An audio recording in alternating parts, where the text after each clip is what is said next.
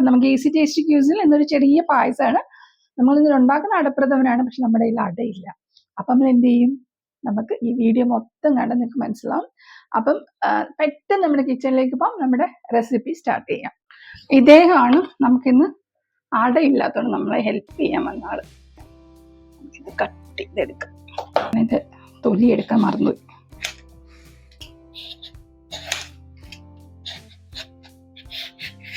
ഇതിൻ്റെ അകത്തുള്ളത് നമുക്ക് എടുത്ത് മാറ്റാം. ഇത് സ്ക്വയറിൽ അരിഞ്ഞു കൊടുക്കാം. നമുക്ക് ഇത് വേണ്ട, ഈ അരി പോലത്തെ സാധനം.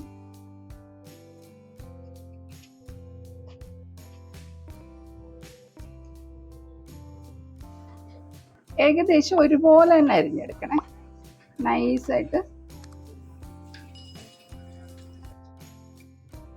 നമ്മുടെ അടയുടെയൊക്കെ ഷേപ്പില്ലേ അതുപോലെ തന്നെ.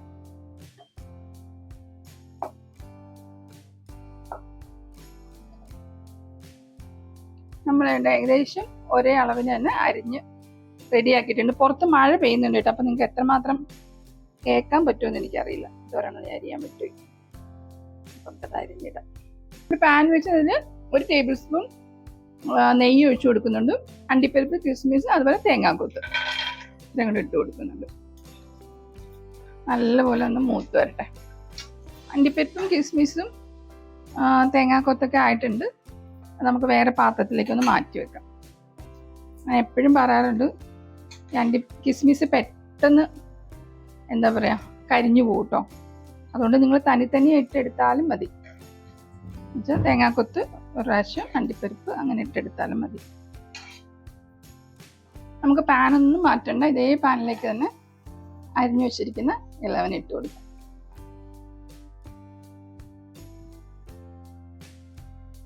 ഒരു 1/4 ഗ്ലാസ് വെള്ളം കൂടെ ഒഴിച്ചു കൊടുക്കുന്നുണ്ട്. കുറച്ചുകൂടി വെള്ളം ഒഴിച്ചു കൊടുക്കുന്നുണ്ട്. ഇത് വേകാൻ ഒരു 10 മിനിറ്റെങ്കിലും എടുക്കും കേട്ടോ. ഇപ്പുറത്തെ സ്റ്റൗവിൽ ഞാനൊരു 1/4 ഗ്ലാസ് വെള്ളം വെച്ചിട്ടുണ്ട്. അതിൽ വേണ്ടേ ഇതുപോലെ ഒരു കട്ട ശർക്കര ഇട്ട് കൊടുക്കുന്നുണ്ട് കേട്ടോ. അല്ലെങ്കിൽ ഒരു 4 ടേബിൾ സ്പൂൺ, പൊടിയാണെങ്കിൽ ഒരു 4-5 ടേബിൾ സ്പൂൺ ശർക്കര ഇട്ട് കൊടുക്കുന്നുണ്ട്. നല്ലപോലെ ഒന്ന് മെൽറ്റ് ആവട്ടെ. ഇപ്പം എൻ്റെ എന്താ പറയുക അടപ്രഥമൻ കരിപ്രഥമനായതിന് ചെറുതായിട്ടൊന്ന് 1-2 ഒന്ന് അടുക്കി വെച്ചു. കുഴപ്പമില്ല, ടേസ്റ്റ് മാറിയിട്ടില്ല. ഇപ്പം നമ്മൾ എന്താ നമ്മുടെ ശർക്കര പാനി ഇതിലേക്ക് ഒഴിച്ചു കൊടുക്കുക. ഇനി ഈ ശർക്കര പാനിയിൽ കിടന്ന് ശർക്കര പാനി നമ്മുടെ എന്താ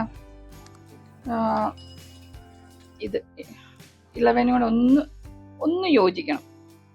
അതുവരെ ഇതിനകത്തൊന്ന് കിടന്നോട്ടെ. അപ്പോൾ നമുക്ക് മധുരം ഉണ്ടോയെന്നൊക്കെ നോക്കാം കേട്ടോ. ഇപ്പം ഏകദേശം ഒന്ന് ഇതായിട്ടുണ്ട്. അപ്പം നമ്മൾ 1-ാം പാല് ഒഴിച്ചു കൊടുക്കുന്നുണ്ട്.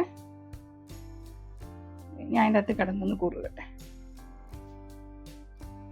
ഇത് 1-ാം പാലും ഒഴിച്ചു കൊടുക്കുക. എൻ്റെ കയ്യിൽ പാൽ അധികം ഉണ്ടായിരുന്നില്ല, അതുകൊണ്ട് ഞാൻ അല്ലാത്ത പാലും കൂടെ കുറച്ച് ചേർത്തിട്ടുണ്ട് കേട്ടോ. നമ്മുടെ അടപ്രഥമൻ റെഡി ആയിട്ടുണ്ട്. നമ്മുടെ സ്പെഷ്യൽ അടപ്രഥമൻ റെഡിയായി. അണ്ടിപ്പരിപ്പും കിസ്മിസും ഇട്ട് നമുക്ക് അങ്ങനെ ഗാർണിഷ് ചെയ്തെടുക്കാം. നമ്മുടെ അടയില്ല അടപ്രഥമൻ റെഡി ആയിട്ടുണ്ട്. ഇത് എന്താ പറയുക നല്ല ചൂടുണ്ട് കേട്ടോ. ഇത് പിടിക്കാൻ ഭയങ്കര ബുദ്ധിമുട്ടുണ്ട്. ഞാനൊന്ന് ടേസ്റ്റ് ചെയ്ത് നോക്കാം.